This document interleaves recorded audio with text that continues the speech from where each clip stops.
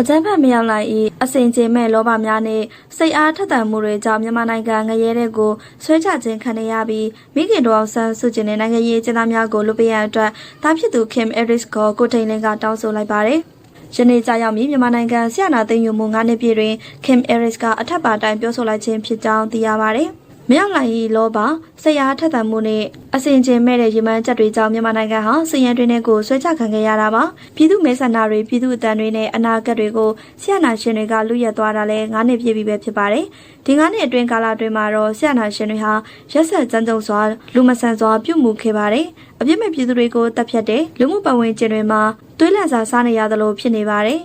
်ကျောင်းတွေအိမ်တွေအသက်တွေကိုဆုံးရှုံးဖြစ်စေအောင်လုပ်နေပါတယ်ဒါဟာတော့အုပ်ချုပ်မှုမဟုတ်ပါဘူးနိုင်ငံတနိုင်ငံလုံးကိုအကြမ်းဖက်အနိုင်ကျင့်နေတာပဲဖြစ်ပါတယ်ဒီ9နှစ်ထဲမှာမြန်မာနိုင်ငံဟာ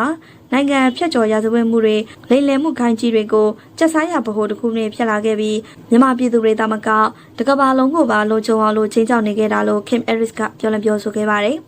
မိခင်ဖြစ်သူဒေါအောင်ဆန်းစုကြည်ပါဝင်နိုင်ငံရေးအကျဉ်းသားထောင်ပေါ်များစွာကိုလည်းစစ်တပ်ကမတရားဖမ်းဆီးထားသည်မှာ9နှစ်ရှိပြီဖြစ်ကြောင်းဒေါအောင်ဆန်းစုကြည်တခုတည်းသောဆန္ဒမှာပြည်သူများဂုဏ်သိက္ခာရှိရှိနေထိုင်ရင်းနဲ့လူနေမှုအစဉ်အတန်းကျန်းမာရေးနဲ့ပညာရေးအားလုံးအတွက်အခွင့်အလမ်းများကိုတိုးတက်ကောင်းမွန်ရေးဖြစ်ကြောင်းမိခင်ဖြစ်သူကတဘဝလုံးကိုမြုပ်နှံခဲ့ကြောင်းဒေါအောင်ဆန်းစုကြည်မှာအပြင်ကမ္ဘာနဲ့အဆက်အသွယ်ဖြတ်တောက်ထားကြောင်းသူကဆက်လက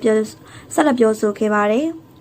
ရင်းပြင်းစတကကျမပြုလုပ်ခဲ့သောအတူရောင်ရွေးကောက်ပွဲကိုလည်းလုံခြံဖန်တီးထားသောရွေးကောက်ပွဲသားဖြစ်ကြောင်းကြောက်ရွံ့ခြင်းပေါ်မှာတည်ဆောက်နိုင်သည့်အနာဂတ်ဆိုသည်မှာမရှိကြောင်း၎င်းကပြောဆိုခဲ့ပါတယ်။ဒေါ်ဆန်းစုကြည်သားဖြစ်သူ Kim Aris ကိုထိန်လင်းကဆရာနာသိန်းနာ9နှစ်အတွင်းမှာဒေါ်ဆန်းစုကြည်လွတ်မြောက်ရေးနဲ့မြန်မာနိုင်ငံဆရာနာရှင်စနစ်မှာလွတ်မြောက်ရေးအတွက်ရှေ့တန်းမှတကြွစွာပါဝင်လျက်ရှိကြောင်းသိရပါတယ်။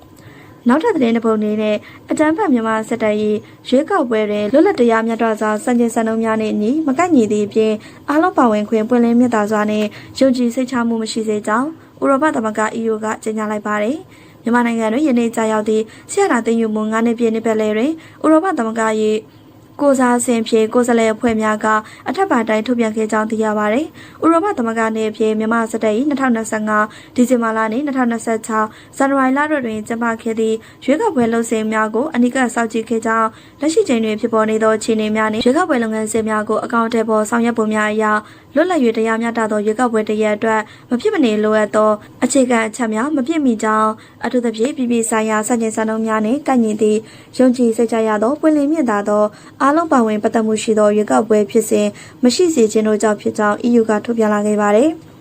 2020ပြည့်နှစ်လွတ်လပ်သောတရားမျှတသောရွေးကောက်ပွဲများပြီးဖြစ်ပေါ်ခဲ့သောစစ်တပ်အာဏာသိမ်းမှုများကိုဥရောပသမဂ္ဂကပြင်းထန်စွာရှုတ်ချခဲ့ပြီး9နှစ်တာကြာခဲ့ပြီးနောက်ပိုင်းမှာတော့မြန်မာနိုင်ငံသည်မရက်မနာဆက်လက်ဖြစ်ပွားနေသည့်ပဋိပက္ခများနဲ့ရင်ဆိုင်နေရဆဲဖြစ်ကပြည်သူတမောင်များစွာသည့်ဆင်းရဲဒုက္ခများကြုံတွေ့နေရကြောင်းမြန်မာပြည်သူများအနေဖြင့်အကြမ်းဖက်မှုများကိုချက်ချင်းအဆုံးသတ်ရန်အတွက်လူ့ခွင့်ရေးများကိုလေးစားရန်ပါဝင်ပတ်သက်သူများအားလုံးပါဝင်သည့်နိုင်ငံရေးလုပ်ငန်းစဉ်များတရက်ပေါ်ဂတိကဝတ်ပြုရန်လူသားချင်းစာနာထောက်ထားမှုဆိုင်ရာအကူအညီများကိုအထာအစီမရှိဝင်ရောက်နိုင်ရန်လိုအပ်ကြောင်း EU ကပြောဆိုခဲ့ပါတယ်။အခြေခံလွတ်လပ်ခွင့်များကိုကြကြဖြတ်ဖြတ်ကန့်သတ်ချုပ်ချယ်ထားသည့်အခြေအနေများနှင့်ကြောက်ရွံ့မှုများပြန့်နှံ့စေသောပတ်ဝန်းကျင်တွင်ဆက်လက်ဖြစ်ပေါ်နေသည့်အလွန်ပြင်းထန်သောလူ့ခွင့်ရေးချိုးဖောက်မှုများကို EU ကပြင်းပြထန်ထန်ရှုတ်ချကြောင်းထို့ပြင်အကြမ်းဖက်မှုများအမျိုးအစားအလုံးကိုချက်ချင်းရပ်တန့်ရန်ရွေးကောက်ပွဲများကိုနောက်ဆက်ဟန်တာရန်ဖျက်ဆီးရန်မှကာကွယ်ပေးရေးဥပဒေအောက်များတွင်ဖန်ဆီးထိန်းသိမ်းထားသူများအပါအဝင်အကြောင်းမဲ့ဖန်ဆီးထားသောလူများကိုချက်ချင်းရပ်တန့်ပေးရန်အတွက် EU ကတောင်းဆိုလာခဲ့ပါတယ်။နောက်ဆုံးသတင်းတစ်ပုဒ်အနေနဲ့ပဲခူးတိုင်းအုပ်တွင်းမြို့နယ်တပ်ပွဲများတွင်စစ်ကြောင်းတက်ပြတ်နေပြီး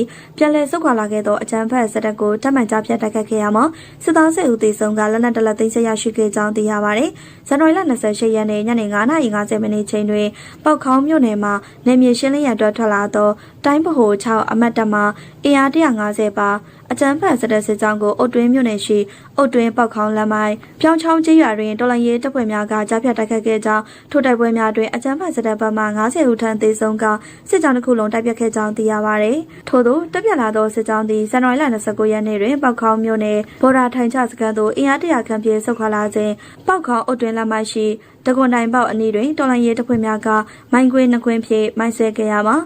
လက်နက်ငယ်များဖြင့်စောက်ကြိုပစ်ခတ်တိုက်ခိုက်ခဲ့သောကြောင့်မိနစ်20ခန့်တိုက်ပွဲများဖြစ်ပွားခဲ့ကြောင်းသိရပါတယ်။ရေးထွေးတဲ့တိုက်ပွဲများတွင်အကြမ်းဖက်စစ်တပ်ဘက်မှ10ဦးသေဆုံးက MA4 တနက်တလက်ဖြင့်40မမဘုံသီးတစ်လုံးတို့ဖြင့်တင်ဆက်ရရှိခဲ့ကြောင်းသိရပါတယ်။